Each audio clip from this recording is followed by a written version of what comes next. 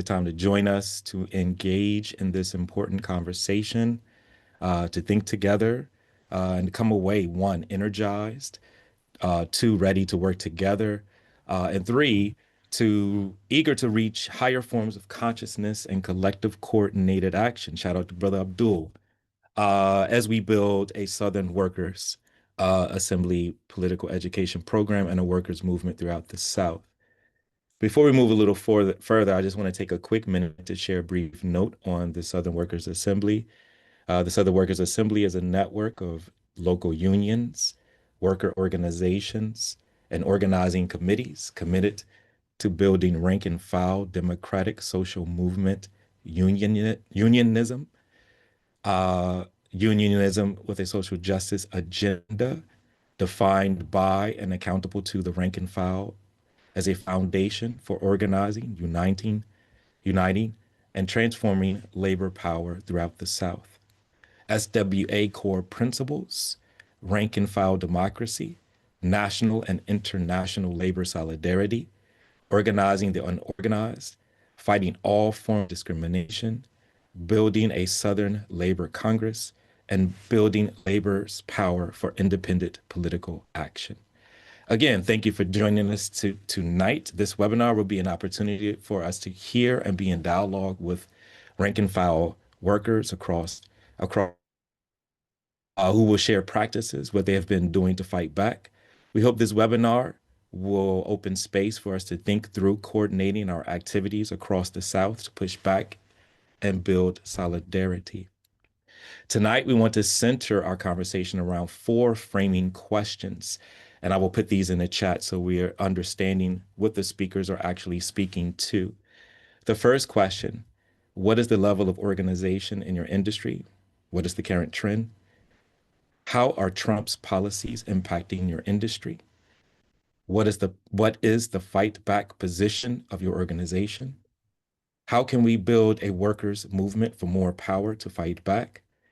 And number five, is there anything that you and or your organization have learned so far in the midst of taking on and fighting these unprecedented attacks?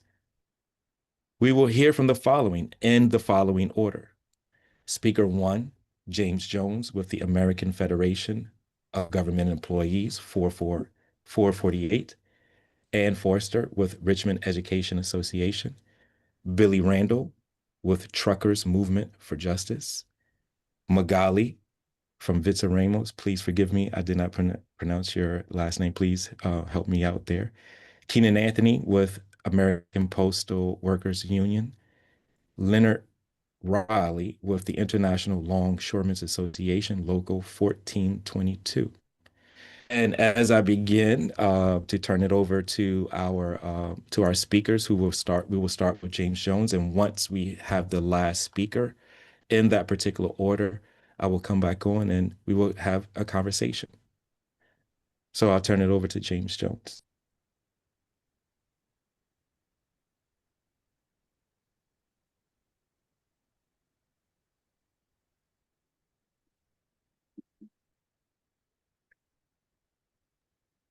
Oh, you're muted, James.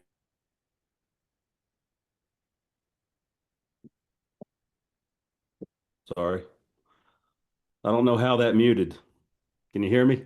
Yeah, you're good now. I don't know what happened there. Sorry about that. But anyway, hello everyone. I'm James Jones. I'm I'm a federal employee with the National Park Service. The Blue Ridge Parkway is the park I work at. I've been there 27 years.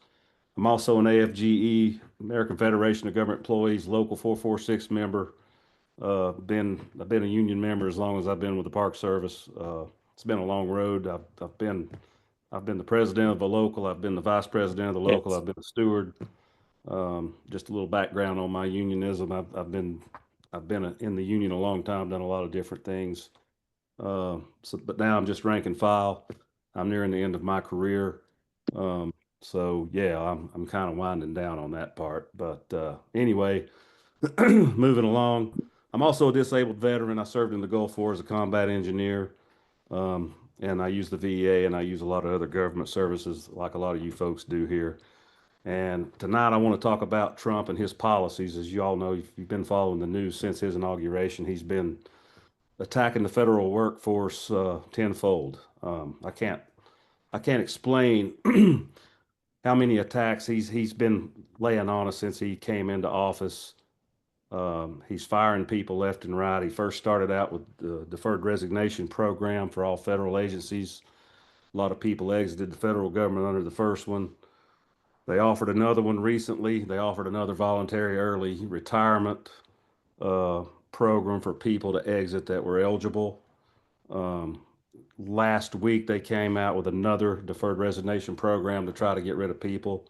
I think the first DRP, they got rid of about 70,000 federal workers took the first one. I think the second one, 40,000 people took it. Uh, and the early retirement VSIP program, I don't know how many of people have taken that. The numbers haven't come out on that yet, but they're getting ready to start doing RIFs in many agencies. Some RIFs is a reduction in force.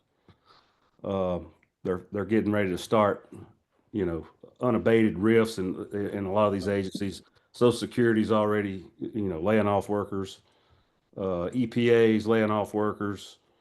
Uh, National Institutes of Health are laying off workers. The Park Service, we're next. We can't. Memo came out today. Starting sometime in early May, they're going to be sending RIF notices out to a lot of the folks in the Department of the Interior, which is our mother agency. So yeah, Trying to fix it. what what this administration's doing, they're going to gut government. They're going to gut federal agencies. Um, so they're dysfunctional. And when they become so dysfunctional they don't work anymore, then the billionaires are going to swoop in and take over these public services.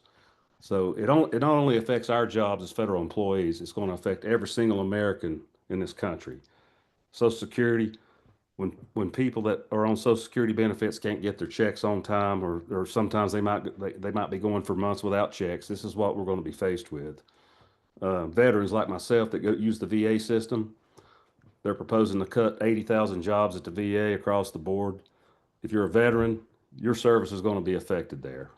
The list goes on and on. The post office, they're going to try to gut it so they can privatize it. People are going to have a break in the mail service, and it just goes on and on and on. This is a theft of our public services that everyday Americans rely on, and the billionaires are wanting to take it over. Um, it's just a simple theft of that, pure and simple. I can't stress that enough. It's going to affect every single person that lives in this country, what they're doing to the federal government. As far as what AFGE is doing, we're fighting back. Our union, our national union, has got the administration sued over numerous lawsuits. The biggest one recently was the EO, where he basically stripped 700,000 federal workers of their collective bargaining rights. And that's very alarming because if they can do it to us, they'll do it to private sector unions too.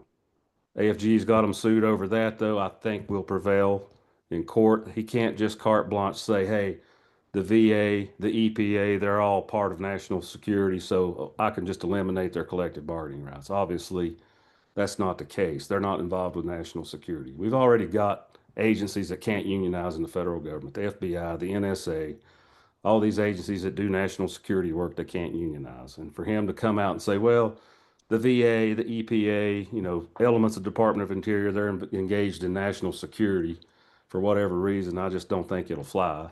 But they're doing these attacks. They don't even care about the law. They don't care. They're just doing it as fast as they can to bog down the court system. So everything's in chaos, and it's just going to keep going and going and going and going until, he either leaves office and all the fallout comes back years later, and we have to rebuild the government because, that's what he's doing. He doesn't care. His administration doesn't care. The architects of Project 2025, they're the ones that are guiding him, the Heritage Foundation and some of these other conservative groups. They're just going to try to dismantle as much as they can, as fast as they can. And we got to fight back. We got to fight back. And that's everybody, whether you're union, non-union. We've got to create a collective front to fight these attacks. Um, if there's ever been a time that's more important than now to fight back, I can't think of one. I'm not that old. I'm 53, but I mean, I can go back and look at history. We've been here before and we've beat it, and we've got to beat it again. Um, Otherwise, we're going to be living under a dictator and a form of government that only caters to the rich and powerful, and we can't allow that to happen. So I urge everyone to get out there. If you're not union, or if you're union, get out there and get in the streets and protest, join a movement, and fight back. It's going to take everything we can to stop this, or at least thwart the worst parts of it until he's gone. So that's all I've got to say. James, I'm going to turn it back over to you. Thank you. Thank you for that. And I wanted to bring Ann up. Hi. Hey, so my name is Ann Forrester. I'm a public school teacher in Richmond, Virginia. I'm currently the president of the Richmond Education Association, which is the union that represents a majority of workers in Richmond Public Schools. We're an affiliate of the Virginia Education Association, and then the NEA is our national affiliate. I'm also a member of VCOR, which is the Virginia Caucus of Rank and File Educators. And we are a statewide caucus with local chapters. And I've been involved for about 5 years now, and that's really like what brought me into my union for the most part, because I could see things that were not working and I had issues with my unions, and that caucus space sort of allowed me to recognize like why things were the way they were in my union and like what a union should be. And so like as VCOR, we want our unions to be bottom up. We want them to be run by the rank and file for the rank and file. And especially in like public sector education, we want our unions to fight for issues of like the working class as a whole and not just like teacher raises and like retirement. Like those are great things and our union should fight for those, but like we have a particular, especially as teachers, like we have a particular like place of privilege in our position in the working class. And we really need to utilize that to advocate and fight for our bus drivers, our custodians, our office staff, as well as the students in the communities that we serve. So I like ran on a slate of candidates for leadership 2 years ago, and we won everything. There was only one contested race, but since then we've really been like building up our union, like getting committees running again, having rep assemblies, like getting members participating in the union and having it fight, having it have a presence and be out there and have protests and rallies and campaigns and things like that.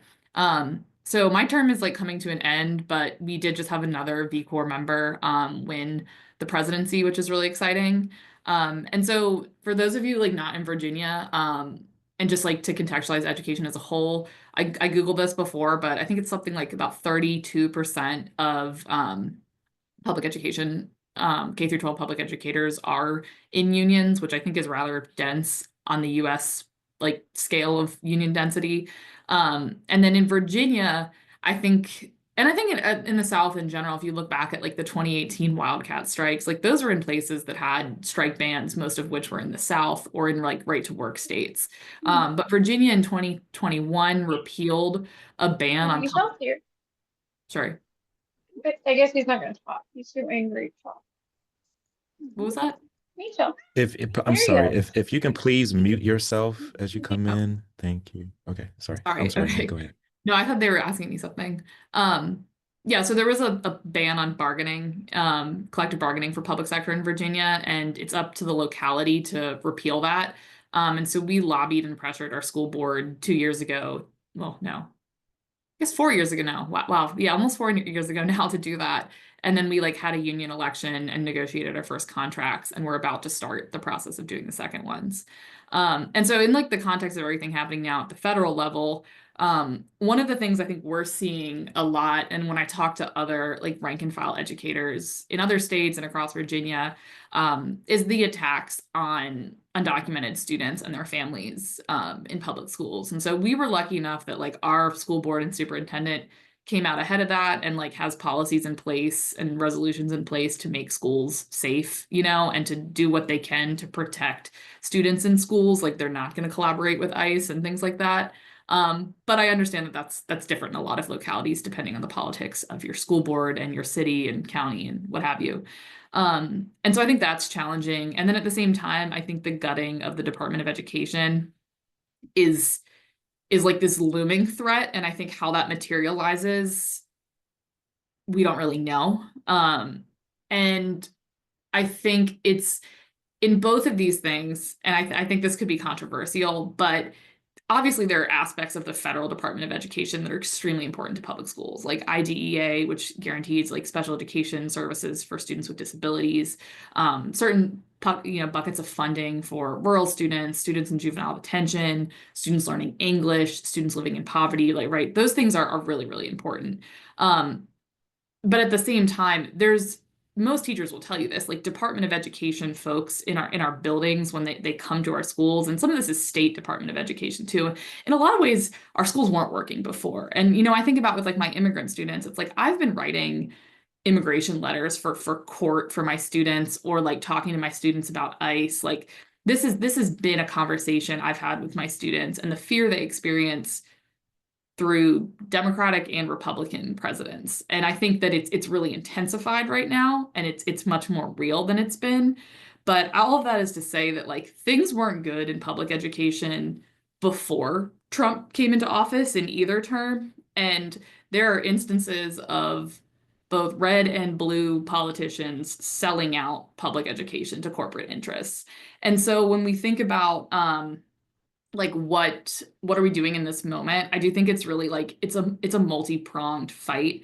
And I think attacks on the public sector are in both political parties at times, especially public education. And so we're right now dealing with a Democratic mayor and a very clear like austerity budget that someone jokingly said, they're like, this is the stuff Republicans dream of, but this is a man that ran for office as a Democrat, and they're using a water crisis we had in the city, the threats at the federal level, and all these things to justify a really, really like stringent, like no new funding budget when we know the city sits on, reserves. Like we know they're giving raises to the mayor himself for like $40,000. Like you can't make this stuff up. And so I think in this moment, it's really important that I think as workers, we like use this to move our members and our communities away from this idea of like, Democrats good, Republicans bad. I think it's much more nuanced than that. I think there can be a friend on both sides. There might be more friends on one, but ultimately both parties at the top like will sell out working class people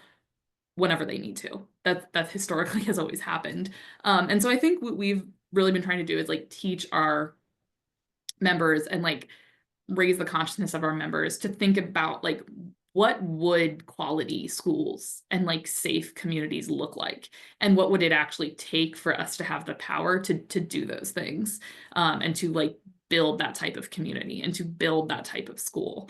And so what we've done like in our local, and this started way back in our caucus before we were in office, but we have a program called the Schools Richmond Students Deserve program. I've plugged it on various panels before, but it's sort of like our overarching analysis of like why things are the way they are in Richmond, Virginia, going all the way back to like Jim Crow, Reconstruction, and even like the times of slavery in this area. And a lot of these things are systemic, and it's still very much here. It's just in a different form. And so we've kind of like analyzed those things and created our own understanding of why things are the way they are, and then pivoted to like what would it take to change them, and what would that actually look like, and well, what are these things we could change in our communities and in our schools so that the problems that we as teachers and educators are always like blamed for, like low test scores, well, low test scores because they slept in a motel because they've been evicted 3 times, and it's all these other things outside of the school. Like we all know that. No one thinks it's like always teachers' fault, right? We know it's like we're all being tasked with serving and dealing with society's problems. And so it's like, okay, what does it take to actually analyze and name society's problems so that we have a vision and understanding for what we need to do? So I guess my just last little bit of like advice, I think, is that it's been something I've learned is just to like think big picture and think systemically, because I think especially those in a position of leadership, you have to pick your battles wisely. And if we freak out at any threat or like news story or alarm, we get lost in the sauce, and we don't know what we're doing. So yeah, I'll leave it at that. Thank you. I wanted to ask Billy Randall, Truckers Movement for Justice. Greetings and solidarity, everybody. I'm Billy Randall, a truck driver, labor organizer with Truckers Movement for Justice Tamek, a cross-border alliance for the first time in the history of trucking, where truck drivers in Mexico and the United States are united with a common intent to take back our power that we have. Many years ago, in 1877, a rail baron by the name of Jay Gould, during a nationwide wildcat strike of rail workers, was quoted as saying, "I can hire one half of the working class to kill the other half." He was right back in those days. Fast forward to 1934. In 1934, in the Bay Area of San Francisco, there was a historic general strike by the then fledgling International Longshore and Warehouse Workers Union. It gave birth to a militant rank and file union on the West Coast ports and swept across the city.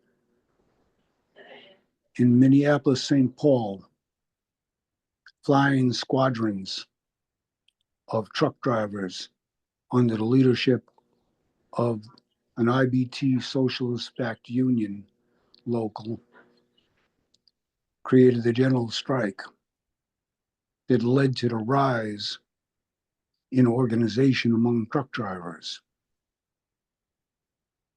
And in the South, 500,000 approximately textile workers walked off the job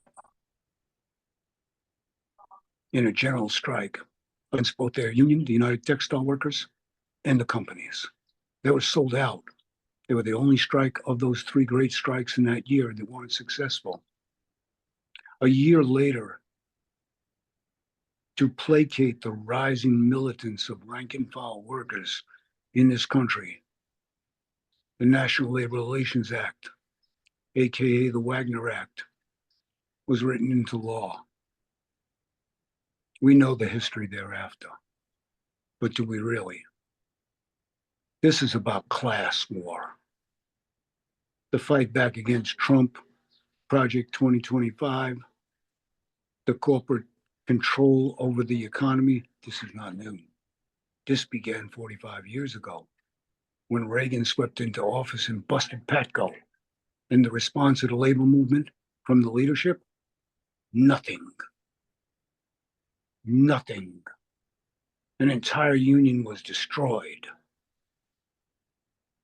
I don't remember the name, the amount of workers fired who lost their jobs, but I believe it was tens of thousands. The tepid response of the then AFL-CIO leadership allowed the corporations in the private sector to see, to drool, and all of a sudden strike breakers were brought back in to break strikes. The two-tier wage system came about. The attack on our pensions and our health care benefits and our working conditions became. In our industry, the majority of truck drivers were once organized. We set the standards. We're not that way anymore. Right now, the majority of truck drivers are little more than sharecroppers of old, struggling from one harvest to the next, one load to the next, to feed their families, maintain their trucks, and get by. 70 hours a week, some cases more. TMJ, Tamek is engaged in a war against the fracking industry now, the biggest of the big, an industry that has no allegiance to any government. Anywhere in the world, it does what it wants. It destroys the rainforest in South America. Doesn't care. It's too big. But it's not. the key element to our strategy of a fight back, whether it's to protect our brothers and sisters in federal and state and local governments, attack the economy. That's the only thing the corporations give a damn about. The political system means nothing, as our sister from Richmond just pointed out to us. The political system, Democrats, plutocrat Republicans, doesn't matter. They're controlled by the corporations. A few days after Kamala Harris was sure she was going to be nominated, she announced 3 appointees to her economic team. Each of those 3 appointees were former executives at BlackRock. The head of the Hydra that owns everything, along with its sisters, Vanguard and State Street, and maybe a half a dozen other corporate financiers, JP Morgan Chase, Citicorp. We all know their names. We have never taken these people on face to face. It's now time to do so. In the oil industry, we've targeted them. We've kicked them a little bit, guerrilla warfare. We hit them, we run back into the bushes, and we keep hitting them until we weaken them enough that they bend and we can get on their backs and beat them in the head with a club. This is not a game. We need to learn from our past, our history of struggle. Leaders don't lead. Workers lead. Leaders follow. This is what has to be done now. And God bless Southern Workers Assembly, Railroad Workers United, and so many other organizations that are leading this fight and have been for the last years. Biden, the most pro-union president, he broke the back of the railroad workers when they were ready to strike. I spit on him.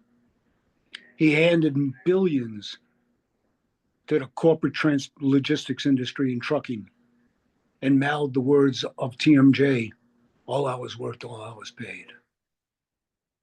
And yet we're still struggling to survive. Truck drivers live in the want a quality of life, and we're going to battle for it. We targeted several segments of the economy: energy, industrial ag, and the southern border. And when we get to that point, we'll bring it to a standstill. Peace and solidarity, everyone. The way forward is to look back. And that's how we're going to beat them. Remember what happened at Patco. As we say against the fracking industry, we're not going to let what happened to Appalachia in the coal industry happen again in the fracking industry. You destroyed the ground. You destroyed our communities, the water, the air.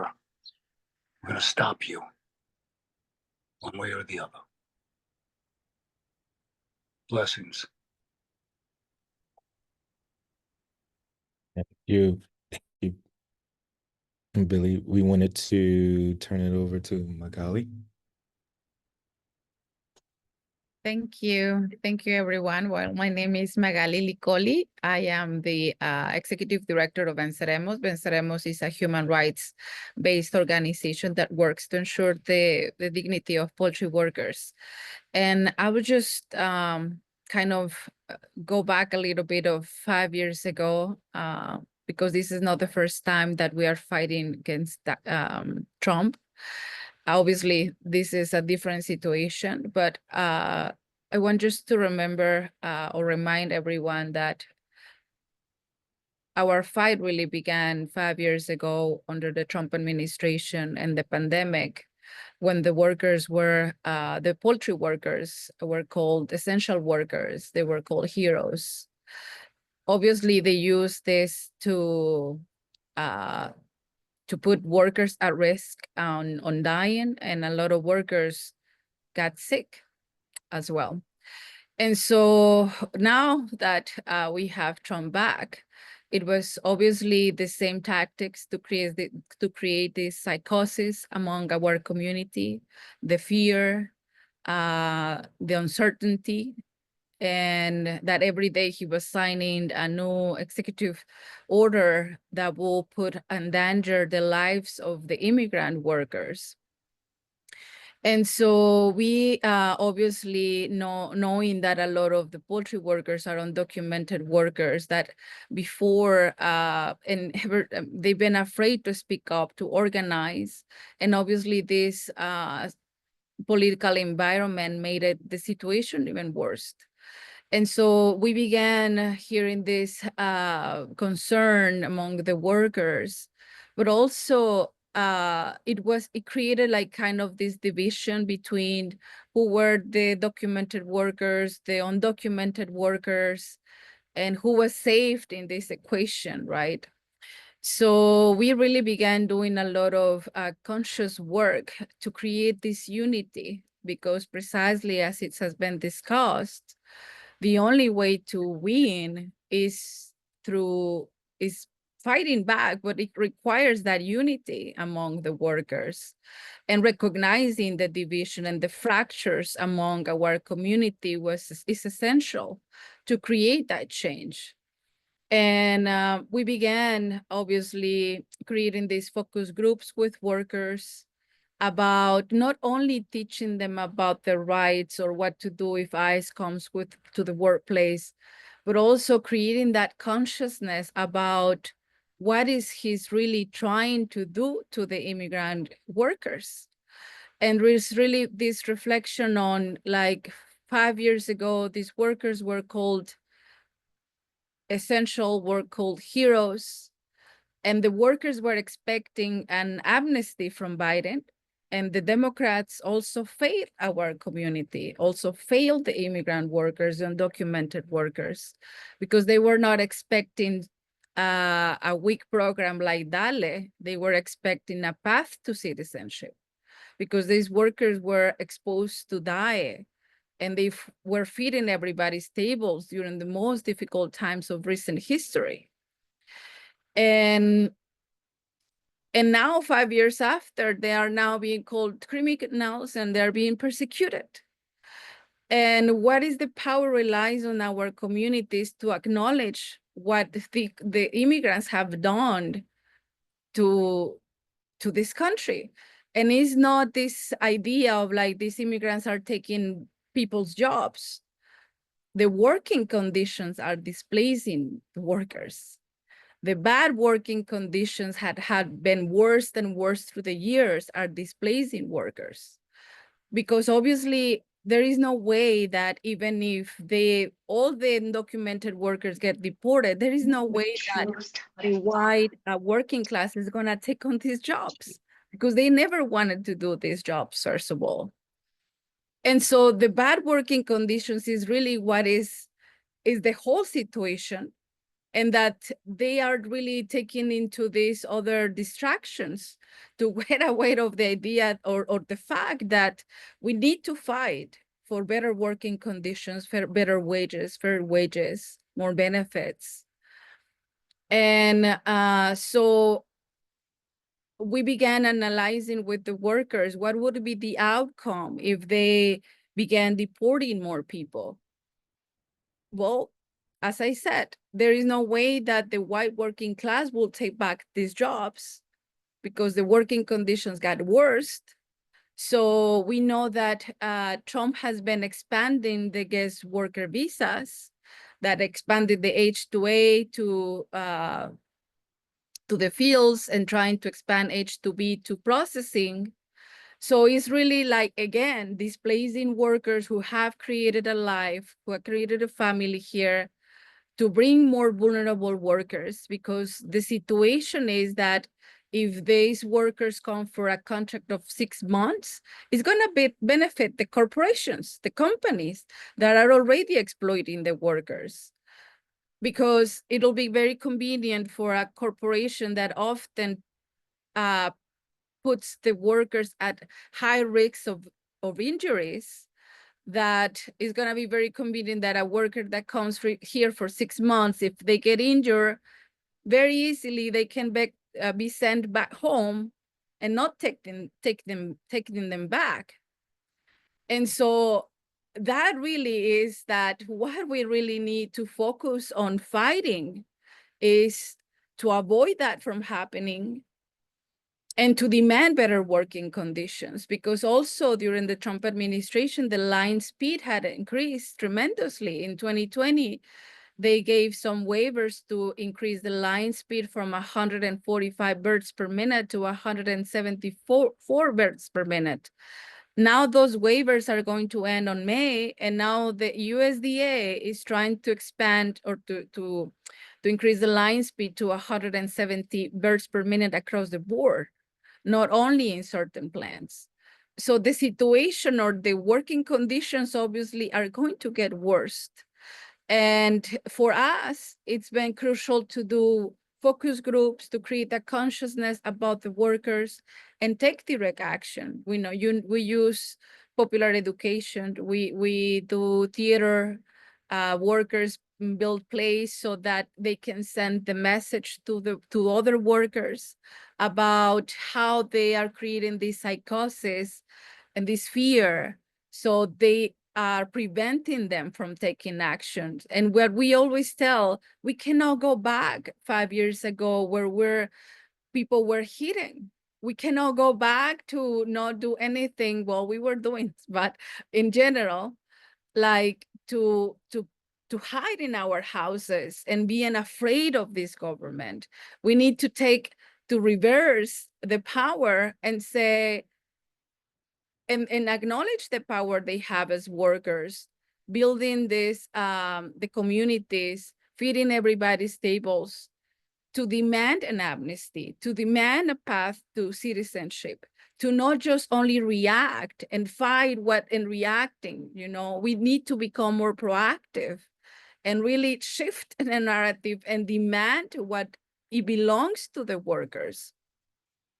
And so this is how we've been organizing with workers and creating direct actions in the community to bring that acknowledgement. I mean, we just recently did a big march in Springdale, only calling on Tyson because Tyson benefits from the labor of the immigrant workers, and they've been silenced, completely silenced about defending the rights of immigrant workers, where we know that Tyson in Arkansas has a lot of political power to even implement laws that affect workers. But now they are being silenced about the attacks on their own workers. And so we did this action calling the local government for their collaboration with ICE and the police to demand that stop of the Polimigra, to demand the stop terrorizing our communities, to demand the acknowledgement of the workers in Arkansas, because they seem to not recognize that we are also people that have created our lives and families here. They just forgot about that thanks to their jobs and thanks to that we only know just do a job, right? We bring also culture, diversity.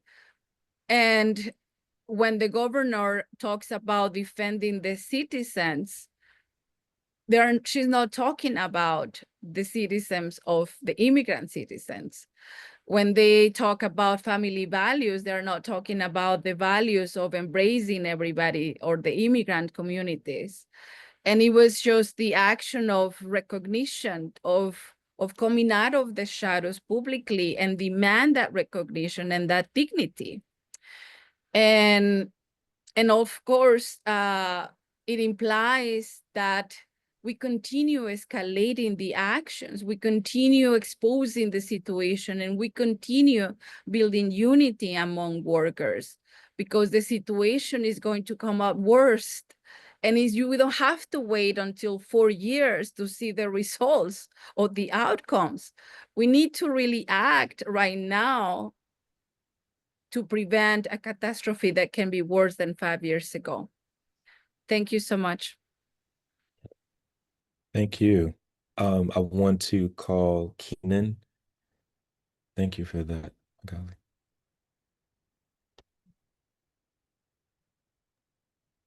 I'm here. I'm here. Okay, good. Good evening.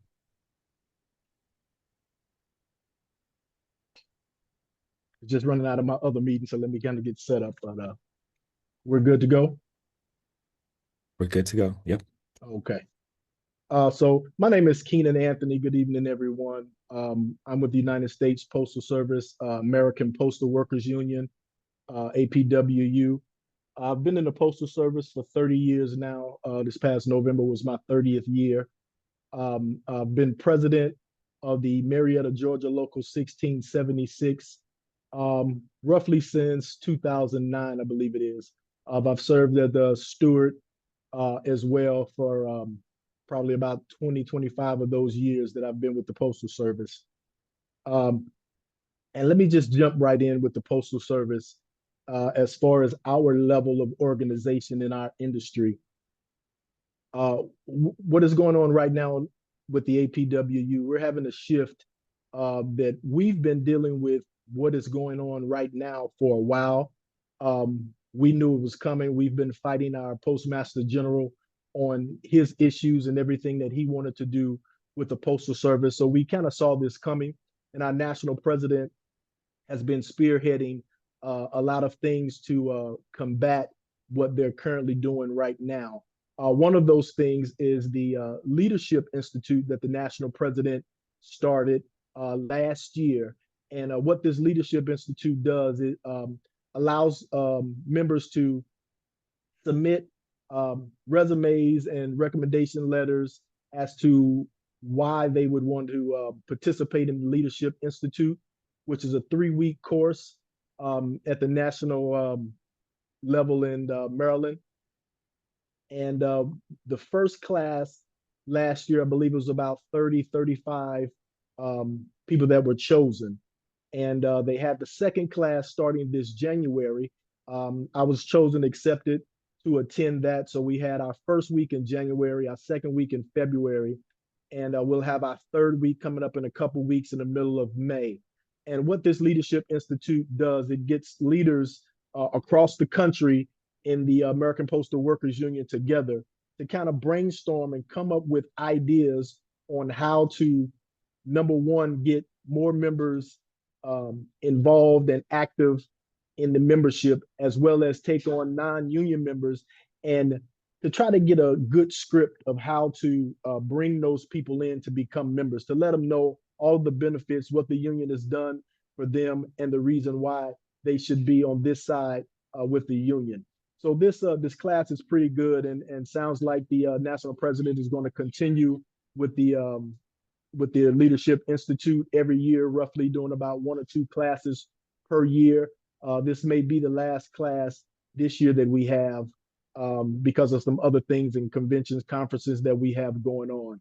But currently, what is going on is our generation that has been in the hiring process doesn't really know what the union does, who the union is. And so we find it a little bit difficult to get a lot of those non-members in. And so the current members, anytime we have a rally, anytime we have a protest, we can always get people out. We had a protest on March 20th nationwide, and a lot of our members love to attend those because it's a national thing, and it gets everyone involved, and the holding of signs and making the noise is a good way to bring those people out. But when March 20th is over, when that day is over, we still find it difficult to get those non-union members into the membership, as well as get our current employees who are members of the union to get involved. So that's a struggle that we're having right now for the most part. The American Postal Workers Union is made up of roughly over 200,000 employees and members in our union. And from voting to engagement, we roughly get 15, 20% of those active. And so we're struggling to try to get that momentum back. But I think this Leadership Institute has given us a lot of tools that we need to pull those people in as well as pull those non-members in. Trump's policies impacting our industry. Of course, you know that we are dealing with privatization in the Postal Service. And I want to hit a few key points on privatization so everyone kind of understands exactly what does that mean for the Postal Service. Let me first start off by saying that the United States Postal Service is 250 years old. We are 1 year older than, I'm sorry, I take that back. The American Postal Workers Union, we've been around since 1970. The United States Postal Service, we're 250 years old, and we're 1 year older than the United States of America itself. So we've been around longer than longer than America has been established, and we've been in the Constitution ever since then. The Postal Service is enshrined in the Constitution and created Congress and supported by the people. We belong to the people and not any individual or not any billionaires.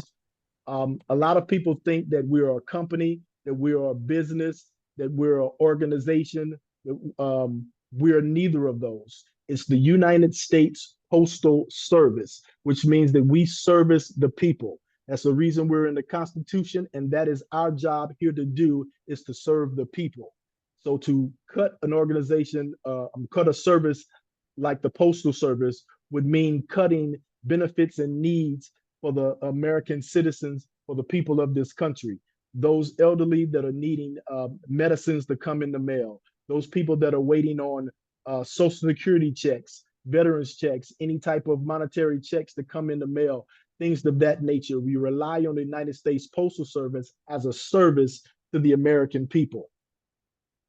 By law, the United States Postal Service runs on its own revenue, no tax dollars.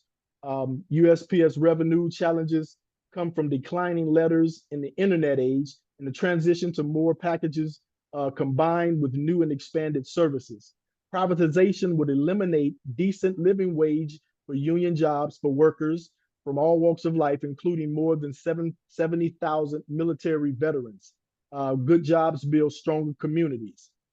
The public should take recent threats seriously. In 2018, President Trump's first term, the OMB budget reported proposed outright privatization, selling it off to private corporations for profit, for private profit, and the president has confirmed new efforts to do so.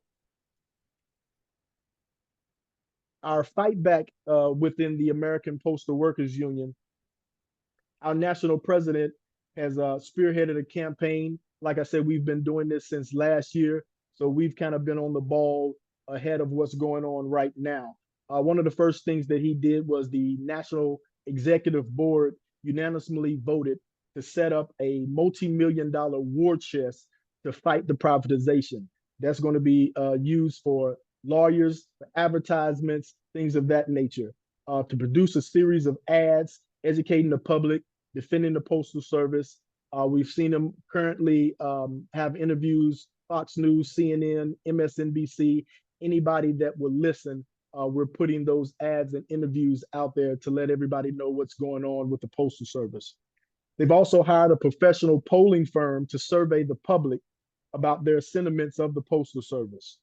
They've sent letters to every elected Congress member, urging them to fight with us, to revitalize our coalition with the Grand Alliance to save our Postal Service, as well as garnered full support from the AFL-CIO. They've launched continuous press campaigns in the national media in defense of the public post office and prepare legal strategies to take on the fights in courts whenever it's needed. We can build a better workers movement, more powerful. One key point that I found from a leadership class, we ran off of roughly about 180 tactics on what is needed or what we can do to combat the administration and what's going on currently right now. And one thing that stuck out to me was the withdrawal of bank deposits. If everyone collectively got together and withdrew all of their money out of said banks from the corporations, I think it would send a big message and have a great effect and impact with what's going on now, and it would put more power in our hands. Our fight is not to be silent. We can't be silent. Um, Along with our National Day of Action, our rallies, getting our union members more involved, letting them know exactly what's at stake. We need to take to the streets. We need to keep going out there with our rallies, making sure that our voices are heard, and it's a nonstop effort. We had our rally March 20th. We'll probably have another one in the summer, but we're every time we get together, we're constantly brainstorming and letting everyone know that it shouldn't stop there. Every week we need to be out there. Every weekend we need to be out there. Those who have off days off in the week, we need to put rallies and protests together. And it needs to be a 7 days a week thing. We need to fight this head on, nonstop, with everything that we got in order for them to understand what power and control that we have, and get them to see the need that, number one, the United States Postal Service is a service and it's for the American people. And if you privatize it, you take all those benefits away. You lose all of the current wages that we've fought so hard for over the years. We won't have any bargaining chips at the table. And pretty much they want a union bust. So we want to keep all of the unions that we've have established together and fight what's going on.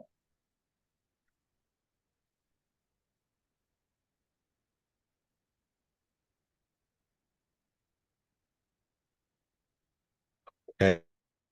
Thank you, Keenan. I'm sorry. I thought you was at pause. Oh, I I'm wanted sorry. to. It's okay. That's okay. Thank you for that, Keenan. I wanted to turn it over to our final speaker before we move into a conversation, Leonard Riley.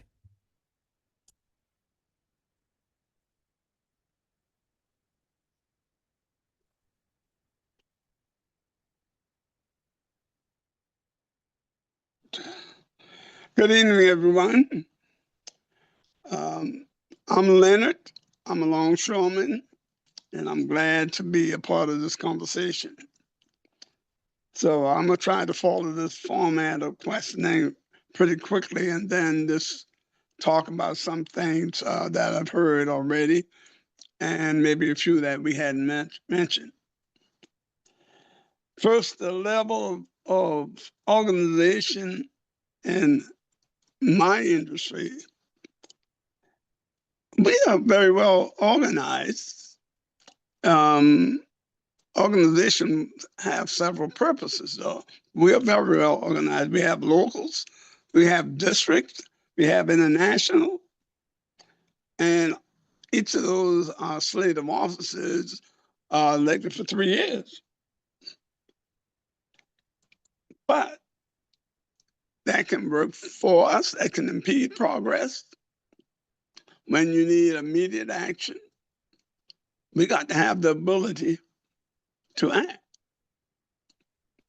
And then recruit other parts of the organization into those actions. Because when it gets critical, it's critical. It's too late to take lead up steps. Number two, how is Trump's policy impacting your industry? So I read these questions. So personally, I'm in the business of loading and unloading the world's trade on and off ships. Tariffs impact the cost of shipping,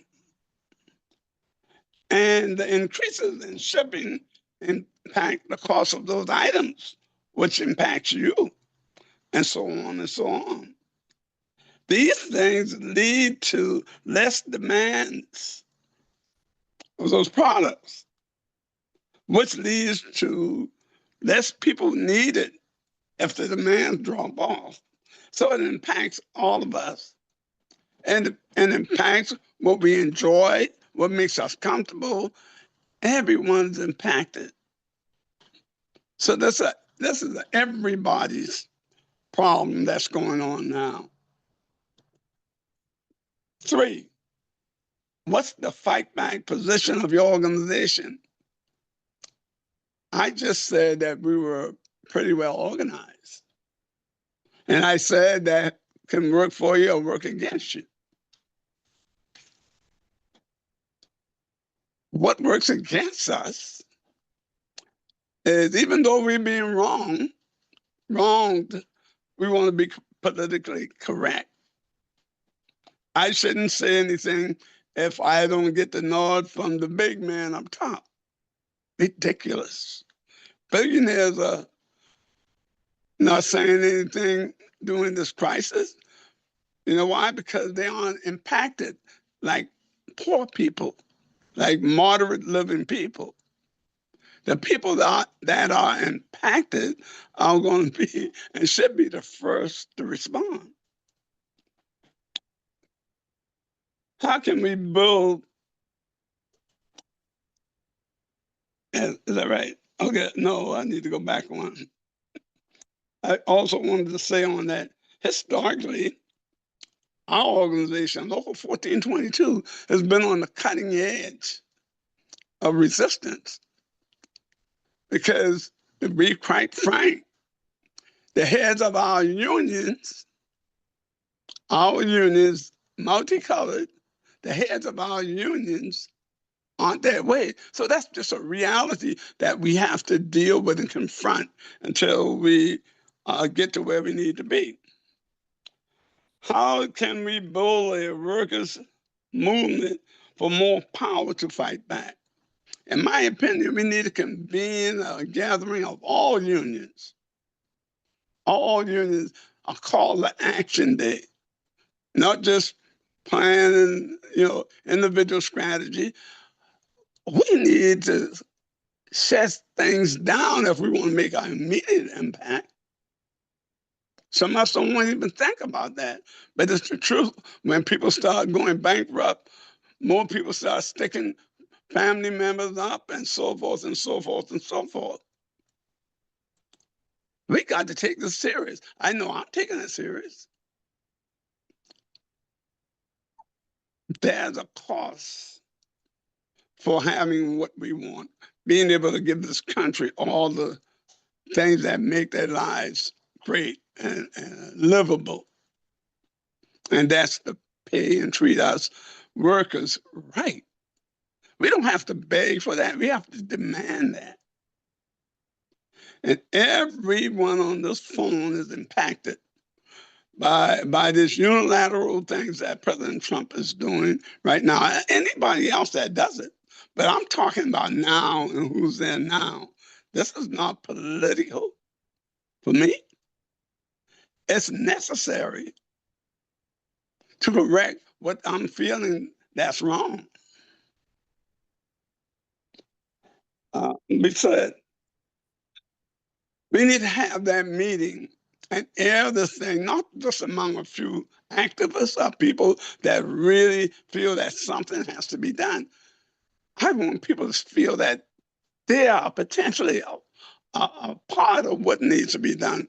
We need to do something else. It's just show up to that meeting and plan the action. They feel a part. That's training people for the future. We brought in 2,300 people the last time we took people in. They were on a strike line a year into their experience. That's something that will never leave them because we got results. We got increased pay. We got increased insurance benefit. We got a lot of things. That's great for workers. And they are going to be around to tell that story and to step up to action, step up to the bat, if you want to say it. And they'll get the chance to hit the next triple or home run because they pass it on and they know from experience. We can't sugarcoat this stuff. Just like the teacher said, you can't make up this stuff. But guess what? We can make up answers. A lot of those answers are going to be ineffective. We have to explore what's been demonstrated to us throughout history. We heard about the attacks on migrant workers. We heard about the air traffic controllers losing their organization. Yeah, those are things we learned in history. What are the lessons we learned? We learned to prevent those things from happening. And see, there's one more thing, then I'll get into a little broader conversation. Is there anything that you and your organization can learn in the midst of all these things happening now, unprecedented attacks? Well, I'd like to talk about quickly about what I learned, what started to power my engine. The Charleston Fire situation, some of you may or may not know about it. One local in South Carolina, I would go up against anybody. One of the most hostile states to trade unions. But they attack workers. They were going to put us in jail for defending our job. We resisted. We did defend our jobs. And then a union from the West Coast got involved. The Spanish dock workers got involved. And then we started to mobilize around the country. Yes, we were using the national strike word. It creates fear and anxiety among some of the people, the billionaires, just as their threats now create anxiety in us. Us meaning our children, our grandchildren, they create anxiety in us. So what we can do, I think we have to convene a meeting of all the unions that's out there. So shame on the ones that don't participate, but we have to do it. We have to have a conversation that's just as significant as anything they're talking about in the Senate or in the halls of Congress. Then we have to adopt a position that commands the attention of our leaders. If we don't do what we do all the time, they won't have a lot of what they want, need, and desire a lot of the times. There's a cause and effect. And we could ill afford at a time like this to ignore the lessons of the past. How do we build strong soldiers? We take them to boot camp. We test them the way some of their predecessors were tested. And eventually we commission them and they go on to be soldiers. We have to do the same thing here. If you make people, if they feel a part of what it took to get success, they'll fight for success. They'll fight for their belief. And this ain't a bystander sport that we in. This is an all in. Because if they keep doing what they're doing now, we're going to hurt this generation, next, and the next. Before we can recover, we've got to act. We don't have the luxury of maybe. So those are basically the things that I wanted to say. There's a lot more I wanted to say about the structure of these unions that we have. Who owns them? Who has to say so? Is it top-down leadership? Is up leadership? I mean, down, up leadership? We got to think about a lot of things to make everything right. But now, we got to think about a coordinated action across all the spectrums in our working situation that will threaten these billionaires that are controlling our government in a lot of ways. And then, and only then, I believe, we will get the power that we so badly long for, to have a better workplace, a more rewarding workplace. I retire with certain benefits and everything else that goes along with that Cinderella story. But we have to do work to get it. I yield my platform. Thank you. Thank you for sharing those comments. Thank you to everyone who's on the panel who gave great insight and perspectives and things for us to really think about, creating coordinated actions. What I wanted to do is offer up the space. I see Brother Abdul has his hand raised. If you can utilize your function on Zoom, or just let me know in the chat. You could just put if you want to say something. We just have about, I guess we can probably allot about 15 minutes for a talk back. Go ahead, Brother Abdul. First of all, I'd like to say that I appreciate everybody's contribution. It's been very important. I have really two aspects of a question, which has to do with following up on what Brother Leonard said, is how to build a militant, focused workers' movement. What suggestions would each of the speakers have for the Southern Workers Assembly to build this unified workers' movement that brings together all of the particularities that each person spoke to out of their own industries into one unified workers' movement? And connected to that is, we see that capitalists in their fascist tendency have united around Project 2025. And so part of the question of a unified workers' movement is, how do we build a common program that can unify workers in all industries, in all unions, in all unorganized workplaces, to have a common fight against a common oppressor? Thank you.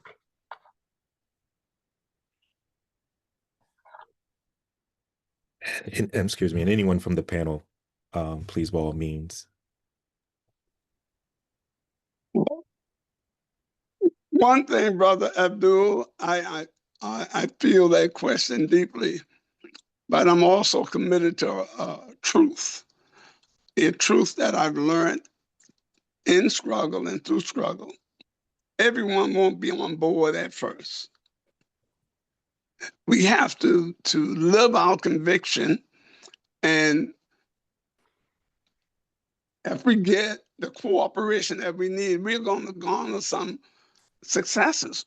Yeah, we're going to garner some challenges, but people react to positives a lot more than they do to negatives. So if the boat is launched and it's sailing, more people are going to join in, and they're going to get the results of their hard work, and the movement will grow. But the first targets in the movement is to threaten the status quo, which is our initial problem. And they will see the growth and hopefully the progress and reacting in that way.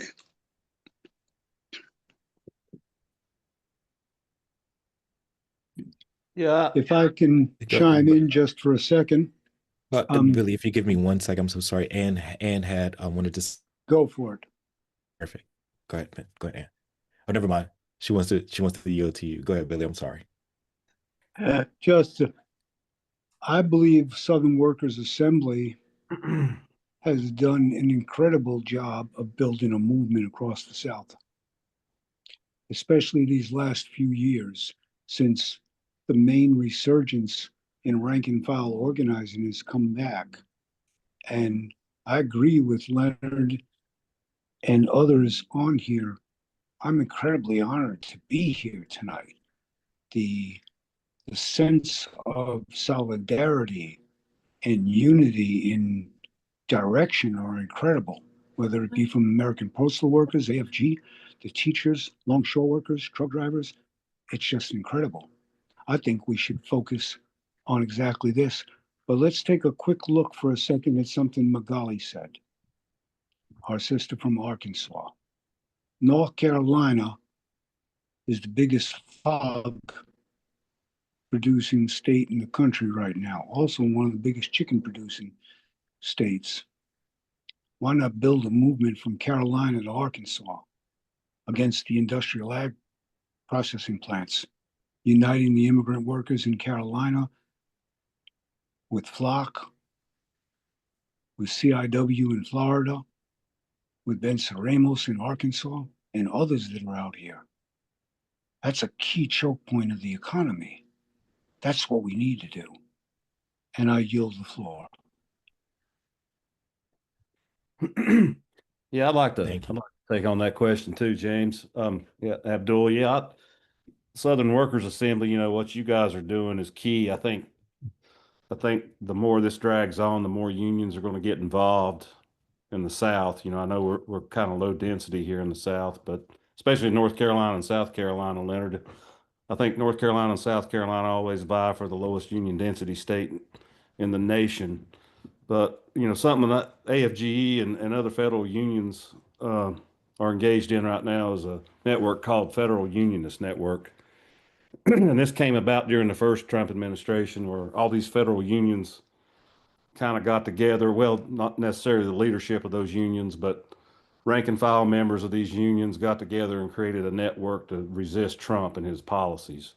And I'm a member of that network, and we've probably got tens of thousands of members in that network now from every federal agency, basically, either union or non-union. Not every federal agency or office is unionized. Just like the private sector, it's right to work. Federal government's a right to work organization. You're not forced to be in a union, sort of like North Carolina, South Carolina, other southern states and other states in the country. Union dues are not compulsory. So, but we've built a huge movement through the Fund Network. In fact, I got to go to DC Sunday for a retreat. We're finally becoming more formal, but we're building power at the federal level to fight Trump, because we're at the basically the brunt of his attacks as federal workers. And we can't strike legally, but I'm with Billy. I think the only way we're ever going to get through this is federal workers are going to have to take a stand too, just like in the private sector. And if we have to strike, we shut it down. They can't fire everybody. Oh, well, I guess they can. They fired the PATCO strikers in 81, but there's still a lot of federal employees. That was 11,000 people. They can't get rid of everybody. The whole system will collapse. So, but as far as organizing and getting more powerful, I think Southern Workers, what you guys are doing, I think that's how you get more unions involved, more people involved, just like we do at the fund.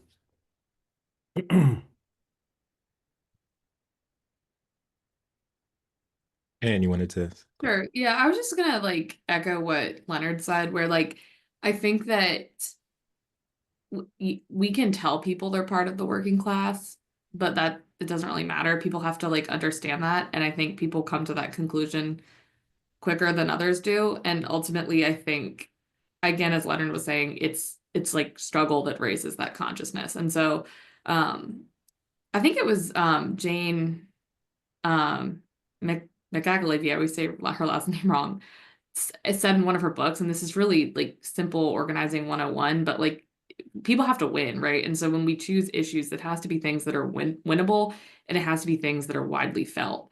And when people have those experiences, like organizing with their coworkers, it builds that consciousness. And I think at the same time, us as union militants, it's really important that we're not just trying to raise the consciousness of essentially every single worker. Sure, we should, but find the folks that are closest to where you are, and bring them in and lift them up. Because if you're just one voice in a workplace, you're not going to get very far. And we need to build those cores of labor militants in our workplace that are all doing these things together. Otherwise, you just become that guy or that person or that girl or that lady, whomever. And I think that that's really important, because otherwise it can be pretty isolating. So.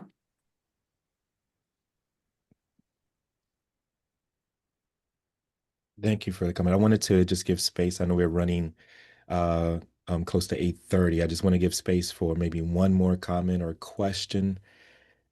If not, my radio producer is time is ticking in the back of my head. I'm going to keep it moving.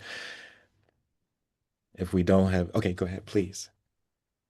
Sure. Hi. I'll keep it real brief. I found everybody's input super valuable. I'm organizing in the DMV Drivers Alliance, organizing rideshare drivers in Virginia, DC, and Maryland.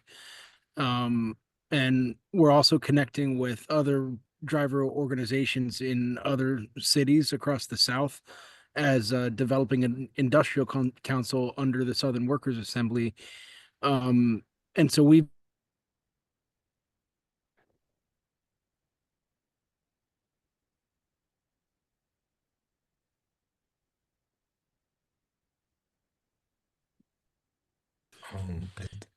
connect to other drivers, trying to highlight the international nature of these companies' exploitation. We've successfully connected with driver unions in the UK and Nigeria.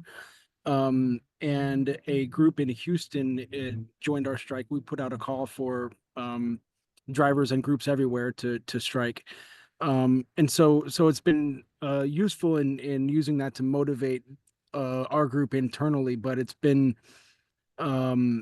difficult because we've been sort of demotivated by losses.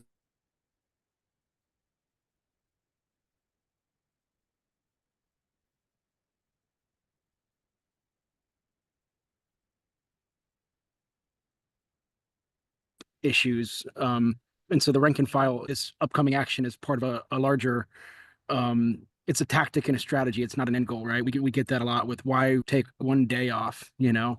But so I'll be taking a lot of what was said here tonight back to the groups I'm in, and hopefully people can be heartened by it as.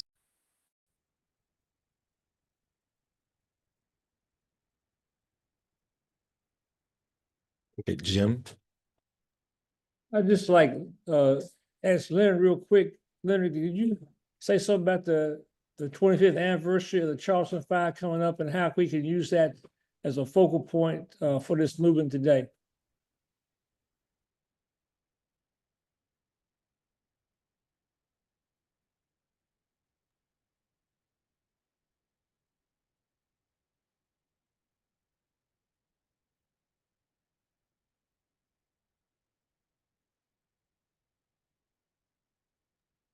I think he's muted. Yeah, Leonard, I think you're muted. Let me see.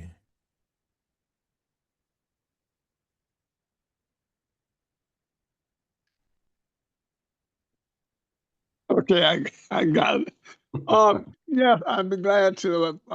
Since you asked the question, it's been 25 years ago this June since we celebrated that initial victory of the Charleston Five, and this June, starting on the 20, I think it's 23rd through that whole week, we are going to be in a celebratory mode here in Charleston. I'll be inviting the world back, Spanish dockers, Australian dockers, Japanese dockers, the West Coast longshoremen, the ILW, to come back. But more importantly, I wanted to say that was the birth date of what we call the International Dock Workers Council, including longshoremen from all around the world. And that organization is growing with great speed. And it shows you what comes out of struggle. And they're all going to be in Charleston on the last week in June. So just if you want to come down and just feast on the labor victory and the history of and what it's pointing to in the future, come on down. You're welcome.